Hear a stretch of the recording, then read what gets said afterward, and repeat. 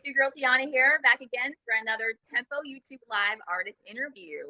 And today I have the pleasure of interviewing our up-and-coming Grenadian superstar, Donnell, who created To Call You music video, which is the song of the summer on Tempo.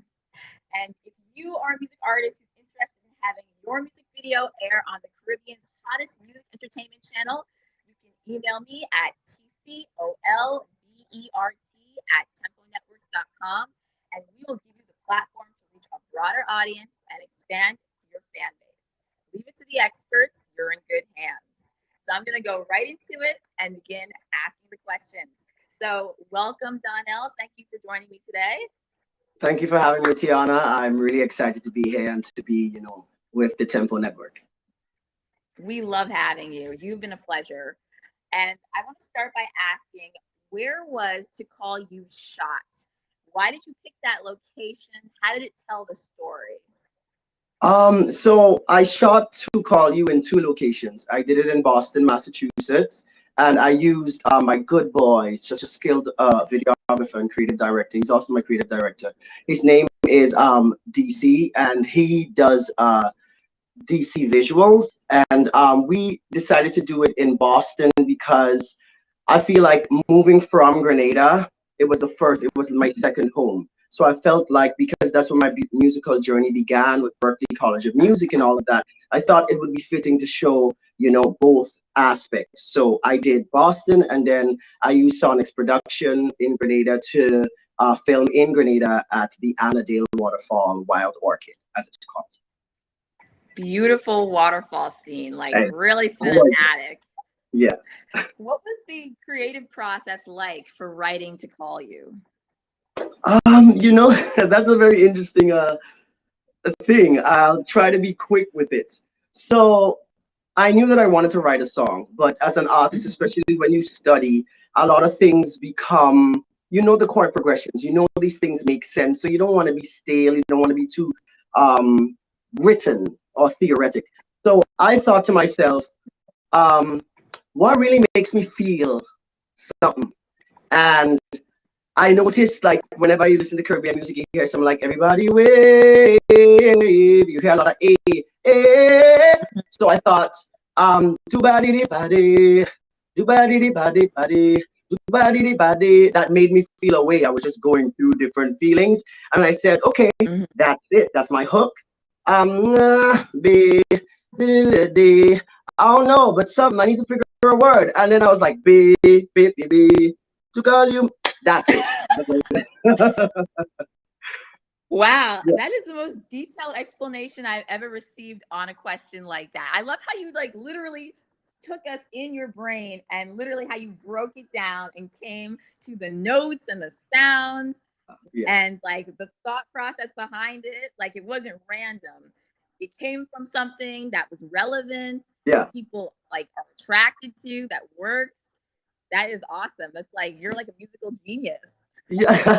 No, well, I just think of, anybody who really knows me knows that I'm a person who's authentic to myself. And so I feel like if I were to fake my music and I didn't enjoy it myself, it just wouldn't make sense. It wouldn't take off. So I kind of waited a while before I really felt like I was ready. A lot of people had asked me, when is your song coming out? I've kind of tried before, but I knew I wasn't ready. But this time, I'm a vibe man, and the vibe was right. So yeah, just went with it. And what was your experience like at the Berklee music program? So Berklee College of Music, I started in the year 2013. I was accepted into the school as a violinist. Eventually, after I got into there, I realized that my voice got me more scholarship. So even though I am a violinist, I switched to where the money is so that I can continue, Smart move. Yeah, you got it. It's you a business. It's an absolute business. So you have to make sure that you keep your mind. There are things that personally, I was like, oh, well, I need to keep the violin going on. But it's like it wasn't giving me the money in the school. So when I realized my voice was giving me that, it was a no-brainer for me. The experience generally at Berklee, at first, it was overwhelming because I'm more of a natural talent in terms of, prior to moving to school, I, play with the steel pan wizards from Grenada. Excellent, excellent people. I would play at the little hotels and stuff. I would definitely sing in church, so I had a natural thing. But going there and not being able to read music at the time, or not being able to write music, or to hear the chord progressions when people talk it, I was just like, yo, I need to get out of here. Like, this is not for me. This is too much. And to condense it, let me say this. Berklee College of Music made me realize that I'm special in myself. There's so many different people, and everybody has their own thing. They could come from South Korea, from Japan, from Russia, all sorts of instruments and cultures. And when they mesh and you get to absorb all these things, you can become pretty much your own little hybrid. So I felt like because it allows you that uniqueness, I got over the maybe this and the comparison and just focused on, building myself. So it was tough at first, but it worked out. Did you gain most of your experience, like, did you learn the most in school or outside of school? Musically? Outside of school. Well, you see, that's a technical question, because if we're talking about my life experiences, I learned it outside of school. But going to school gave me that perspective of the business, the mechanics behind certain things. But school was good too, because when you have people who can just belt notes and just play concertos like nothing, it kind of makes you grow too, because it's like, okay, there's something to achieve. You see different areas that you might be weak in that someone else might be strong in, and that could kind of just help you, so it just depends on who you are and how you take it, really. It's a hard question to answer, I guess. Yeah. Well said. And who did the wardrobe for To Call You? You have many different styles in that music video. Can you tell me a little bit about these different looks that were chosen? So we talked to my creative director, DC. He would, we would laugh about this, because the jacket that I have with the forest on it, we were talking about concepts of what we wanted, and I was talking about the duality of being a Caribbean man and being a black man in America, and having the mixtures of culture and living in different places. And I thought, let me have a little mix up. So let me have the foresty kind of American look, and then I picked the mesh and all of that myself, because I thought I'd be the best to dress myself Caribbean wise. But when it came to the jacket, my boy DC introduced me to a bunch of jackets, and I was like, that's the one for the video. He's like, no, man. I'm like, that's the one. So we made it work. I like to wear hats. I have a lot of hair and stuff, and sometimes I ain't got the time. So I thought, very stylish. Let's do a hat today, and I went with me. And what aspect of creating To Call You was the most fun for you in the music video itself? There's a lot of shots that did not make the cut. Was a lot. Really? Oh, yeah, absolutely, yeah. The concept of the video had fun over and over. We started with the concept, and it ended up not being any of that. And I wanted to allow myself to be fluid in the moment. So even though I have concepts, sometimes life happens, things happen, circumstances, the people you want may not be available, blah, blah, blah. So I was just like, let's see what happens if we let it flow. And we did. It came together. But the most fun would be, I really enjoyed walking through the alleys in Boston, because it reminded me of my college days. I also especially enjoyed being home. Because, not to be on the sad side, I had recently lost my mom, and I had went home for her funeral. Sorry. It's all right. And going home at that time was a little bit difficult, because I hadn't been home for 5 years or so. So going home had a different feeling. So I needed to reinvent the feeling of going back to my country, not having it be associated with gloom. So having to go and shoot a video with Sonics and going to the waterfalls, which is, close to the school my mother used to teach, which is Constantine School, around Willis area for the Grenadians. It had a lot of very strange interlinking significance for me. So it was just really, it was a lot of fun, playing around with, the water and getting up and trying not to be cold and try to walk like it's not cold, but it's coldish. So all of those things about that. Yeah, it was cool. And how have you evolved as an artist over the years from where you first started to where you are now? Okay, I'll try to make it, because I've all my life, and I didn't notice it until recently speaking to a couple of people, but I've been preparing for a life of music and the arts all my life. I thought I was going to be a doctor, right? So I was studying the medicine and doing the this and that, or at least starting to. And but music has been one of those things that's always been in my life, from church to, as a little boy, I remember doing little things in the National Stadium for Independence, or doing little plays and all these kind of things. So I've always had the background of that. I started off in church a bit shy. I knew I could Mm-hmm. sing because people told me, but my sister also sings and my dad plays guitar and stuff. So it's always been around me. And one day I remember going to violin class with this lady named Miss Wolf, who was a really cool lady from California who came and established a violin school in Grenada. She was the only one. And I went to her, and I remember we went to San Francisco one year to the symphony. And first of all, that blew my mind. Like, I've never seen an orchestra, never heard it. It literally made me cry. Like, I was like 17-ish, around there. And I asked my teacher, said, yo, could I make a living with music? Like, can I make bank? And she said, well, it depends. Maybe try the path to school. So I wasn't ready for Berkeley in theory, because I'd only been playing for about 3 years of violin. So that technically I should have started since I was 6, but I wanted to try. And we tried, and I got in. And long story short, I going love to that. school dumped a lot of pressure on me, because Berkeley is one of the best schools in the world. And so if it is, that means they'll be pumping information all the time. So coming from a place of confidence to then going to a place where I felt like a small fish in a big pond did something to my self-esteem. I'm not sure if it did something to my self-esteem, but it did something to make me, start searching for like my real self. And after I got over the downside and no, this is hard, blah blah blah, I thought, no, I could be somebody. I just need to keep, absorbing what I can and working at it. And I think school made me a robot, so I had to unlearn that. Coming back in the real world, Oh, wow. hearing music where I could just hear the chords, and I can just hear da da da da da da da da da. I'm hearing the notes, and I can't enjoy. So I had to drop from school, and a lot of people were like, why did you? Because it's important for my general well-being. So I dropped for school for the Mhm. moment, just to make sure that I could heal myself in terms of not take the joy out of music. And I've now, since Mhm. then, I've been touring for quite some time, for about 5 years. So I have tons and tons of music in my head. And I think what's been happening is that all this time I've been taking in, taking in, taking in, taking in, taking in all different aspects of my life and professionalism. And now I'm at the place where I have things to pick from to present. That's the nutshell. I hope I was clear. Awesome. Yeah. What's the best piece of advice that you've received in the music industry so far?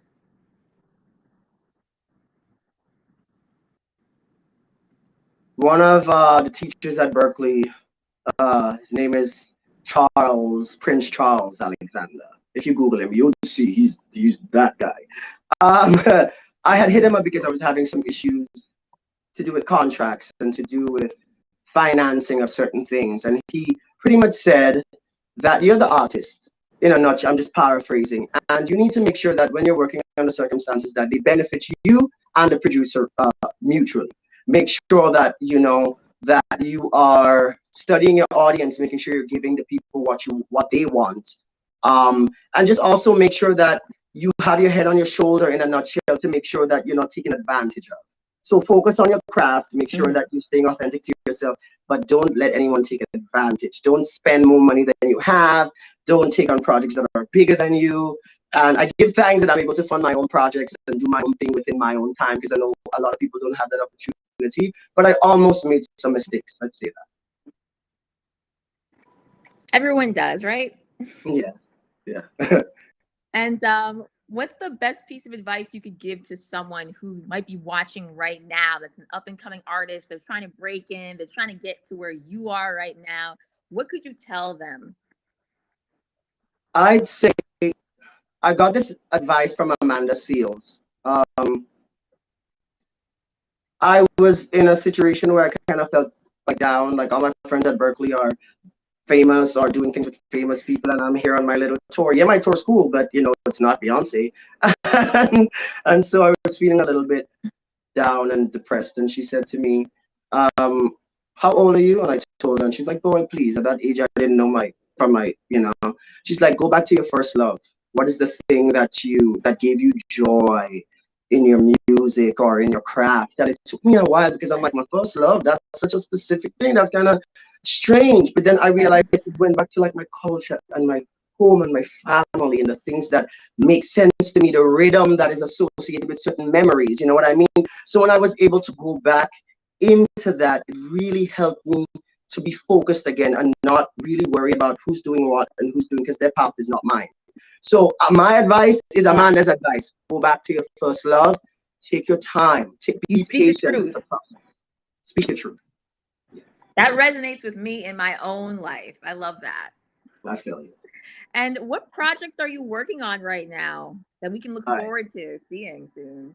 So first of all, before I talk about the projects, I have to give props to Expert Production in Carriacou. Those boys are amazing. They're the ones who initially I was working with them to do the song, but the timing wasn't right. So I ended up, switching with another producer. But I do want to shout them out because they're excellent musicians and all of that good stuff. But when we decided to part ways for this project, I ended up speaking to one of my friends. One of my friends, I guess. So now we're closer. We're working together. His name is Charles Haynes, and Charles Haynes is a drummer. You Google him, you'll see all his accolades. I'm really excited to work with him because years ago I tried. My pocket couldn't. I couldn't reach there. That's big shot, people. and this time around, when I sent to call you, he said to me, "Man, you're ready. You're ready." Because he met me years ago, maybe about 5, 6 years ago, and I was but I wasn't ready. And so a man of that caliber pouring into me really made me real. And he invited me and said, "Hey, man, let's work together." So right now, I'm not going to say too much, but I'm going to say that I'm working on a lot of things. Things that would probably be similar to Call You, things that would probably be similar to I don't know, to Call She or He, I don't know, to Call whoever. No, I'm just saying all of that to say that I have a lot of exciting things in store. I'm the kind of fellow who I feel, because the Caribbean is such a melting pot, that my music must not just be an Afrobeat or just be a soca or just be a dancehall. You'll get that merge going on for me. So that much I can tell you to expect. And you see those instruments in the back, they're my trusty violins that you heard at the end of To Call You. I'll probably be incorporating a lot more. I think I want to use more of my formal training to elevate, and let me not say elevate, I'll change my words, to give a different perspective to soca music and reggae music and dancehall music as we know it, because there's so much we can do, And where can our followers follow you to keep up with these new releases and what you're doing and everything? All right, so y'all can follow me at Donnell Best Official on Instagram. So that's Donnell Best, 2 N's and 2 L's Official. It's the same name on YouTube and everything else. So if you go into my YouTube or my Instagram, you should find a link that gets you everything. And where can we purchase your music? You can purchase my music on every platform. It's everywhere and available. You can get it whenever you want it. Support your artist. Purchase the song. Yeah. Come on, y'all. And those of you who haven't checked it out, definitely leave a comment and let me know what you think about To Call You, because this is a very fun personal experiment that I want to share with the world. So I'd love to hear how it makes you feel, and so I can continue giving you what you want. And is there anyone on your team that you'd love to give a shout out to before we wrap it up? I want to give a shout out to Krista Laguerre, who is someone who helped me write To Call You. Denora Best, my beautiful wife. I want to shout out Valine Ned. Valine is one of the most slept on artists and writers in the Caribbean. Only remember I said that. Her name is Valine Ned. Excellent vocals. The background vocals you've been hearing with the girls singing, that's her. Yeah. Wow. I want to shout out River Music Studios. They are my good friends that I went to Berkeley with, who rebuilt the track for me, and had Charles Gaines, who I'm also shouting out, DC Clark, I'm also shouting out. I don't want to forget anybody because that's never good. I want to shout out Sonics. I want to shout out Expert Production because they gave me the whole oomph to start this whole thing. I want to shout out Aruna Neptune on the radio station. Sorry, I don't know the numbers. In Grenada, because she gave me the interview, to help even build the entire thing. Wild Orchid at Annandale Waterfall. Anina Hamid and her family have this beautiful place. I just want to shout out all my friends who came, Camila, everybody who came and supported me in my early days of the video shoot, and anybody else I forgot. I love you. I appreciate you. And yeah, when I get my Grammy, I'll shout you all out. How about that? Perfect. Thank you so much for joining me today. I have really enjoyed this interview. I got to know you even better, and so has our audience. To Call You is now airing on Tempo Networks, and you'll be able to watch it during our music video blocks throughout the day. So check out To Call You. Thank you so much, Tiana. I really appreciate it. It's an absolute pleasure to be, partnering with you and with Tempo. All right. I'll see you guys next time. See ya.